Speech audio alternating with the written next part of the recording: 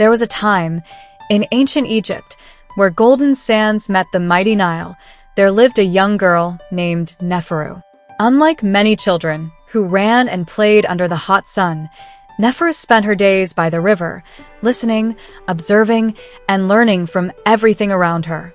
She felt the soft ripple of the water, the whisper of the reeds, and the quiet footsteps of birds in the grasses.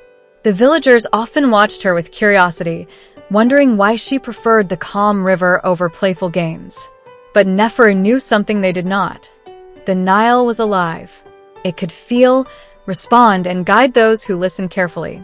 And one day, the river would need her more than ever. One morning, the villagers noticed something unusual. The Nile flowed slower than before, almost shyly. The fields of wheat drooped, thirsty for water, while the animals gathered near the riverbank, confused and restless. Children who usually played near the river paused, sensing something was different. Neferu knelt carefully on the sand and placed her hand on the water. Immediately, she felt the river's quiet heartbeat, the paths it wanted to take, and the way it wanted to nurture the land.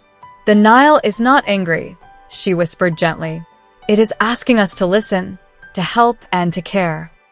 The villagers exchanged glances, uncertain. A child, full of energy, shouted, "She just talks to water." Neferu smiled softly, kneeling in the warm sand. "I do not talk," she said. "I listen. The river speaks in ripples and whispers. It tells me how it wants to flow." She pointed to the dry patches of soil where water could reach if guided gently.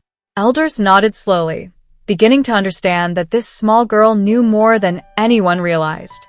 Neferu's quiet patience held the key to saving the crops and the village. Neferu spent the whole morning mapping tiny channels, studying every curve of the river, following its hidden paths. She watched how the fish moved and where reeds leaned, interpreting these signs carefully. Even the birds seemed to guide her, landing where the water still lingered. Her friends called to her to join their games, but she shook her head gently, smiling. "This is my play," she whispered. "The river and I are learning together."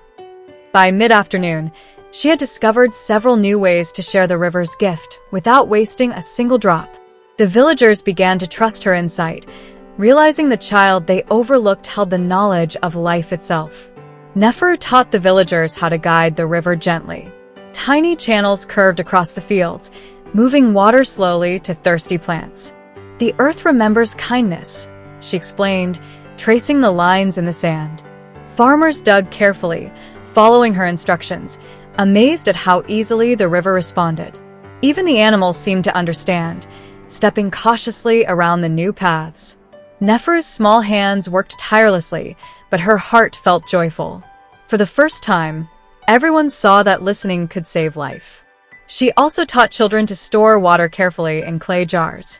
"Take only what you need and give back to the earth," she said softly. The children watched her intently, trying to understand how the water seemed to respond to her touch. Neferu smiled as the jars filled slowly, the Nile whispering approval through gentle ripples. The smallest child asked shyly, "Can water really listen?"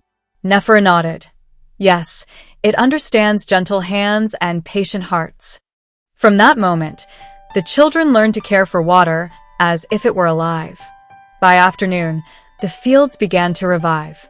Leaves lifted toward the sun, their green shining brightly. Birds returned, singing and swooping through the gentle breeze. The Nile glimmered happily, sparkling as if it were smiling.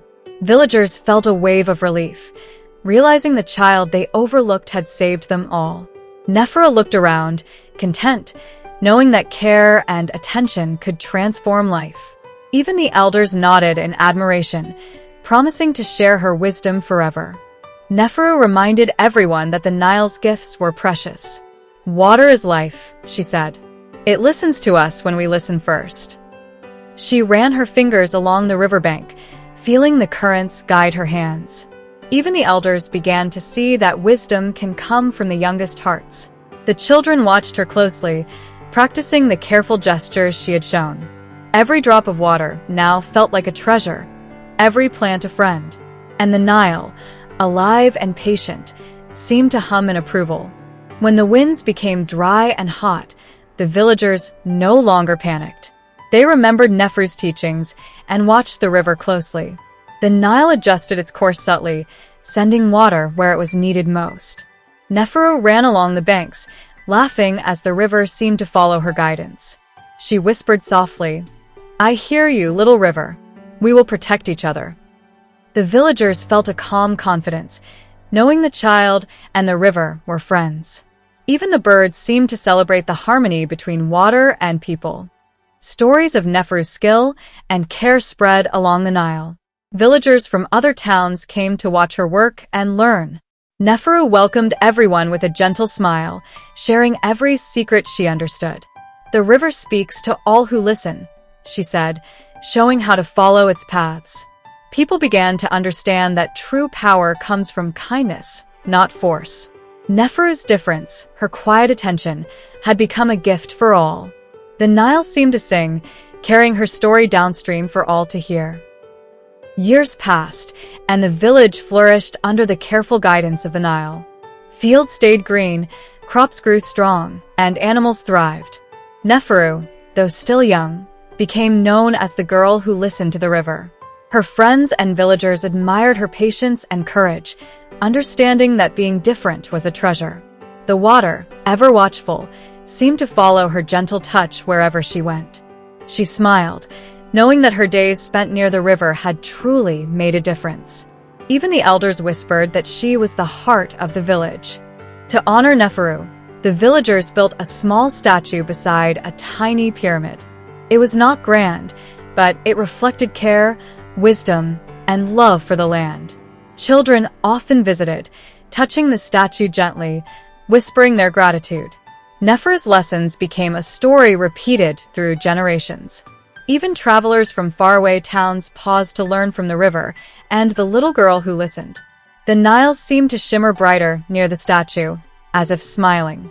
It was a reminder that even the smallest hands can protect the greatest rivers. Children asked her, "Can we learn to listen too?" Neferu knelt by the river, smiling, and placed a small hand on the water. "Yes," she whispered softly, "the river speaks to anyone who listens with care and patience." The water rippled as if nodding, responding to their gentle touch. From that day, children learned to watch, to feel, and to protect. The lessons of patience, kindness, and respect for nature spread far and wide. And the story of the girl who listened to the Nile would never be forgotten. And so, Neferu became a hero without a crown.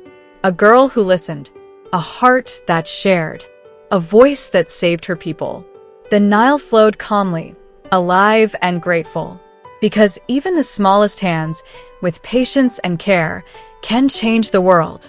And every child who visits the river can feel her story in the gentle ripples of the water. And you, little hero, listening to this story, would you tell me what did you like the most?